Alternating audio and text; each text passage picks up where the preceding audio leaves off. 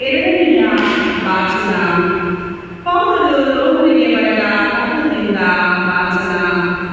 ಸಹೋದರರೇ, ವಿಶ್ವಾಸದ ಮೂಲಕ ದೇವರೊಡನೆ ಸತ್ಸಂಗದಲ್ಲಿರುವ ನಾವು ನಮ್ಮ ಪ್ರಭು ಯೇಸು ಕ್ರಿಸ್ತರ ಮುಖಾಂತರ ದೇವರೊಡನೆ ಶಾಂತಿ ಸಮಾಧಾನದಿಂದಿರುವಂತೆ ವಿಶ್ವಾಸದ ಮೂಲಕ ನಾವು ದೈವಾನುಗ್ರಹವನ್ನು ಸಮೀಪಂತೆ ಯೇಸು ಕ್ರಿಸ್ತರು ದಾಖಲಿಸಿದರು.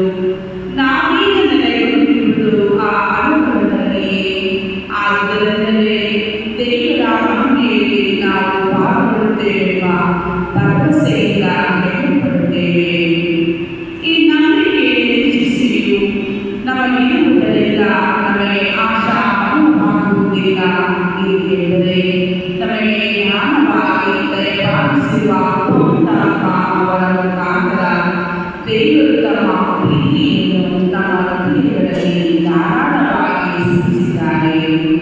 ನಾವು ಪಾಪದಿಂದ ದುರ್ಬಲರಾಗಿದ್ದಾಗಲೇ ದೇವರ ಕಾಲದಲ್ಲಿ ಕ್ರಿಸ್ತ ಯೇಸು ಪಾಪಿಗಳಿಗೋಸ್ಕರ ಪ್ರಾಣತ್ಯಾಗ ಮಾಡಿದರು. ನೀತಿವಂತರಿಗಾಗಿ ಒಬ್ಬರು ತನ್ನ ಪ್ರಾಣ ಕೊಡುವುದಿಲ್ಲ, ಸತ್ಕೃಷಿಗಾಗಿ ಒಬ್ಬರು ತನ್ನ ಪ್ರಾಣವನ್ನು ಕೊಟ್ಟಾಗ. ಆಗಲೇ ನಾವೇನು ಪಾಪಿಗಳಾಗಿರುವಾಗಲೇ ಕ್ರಿಸ್ತ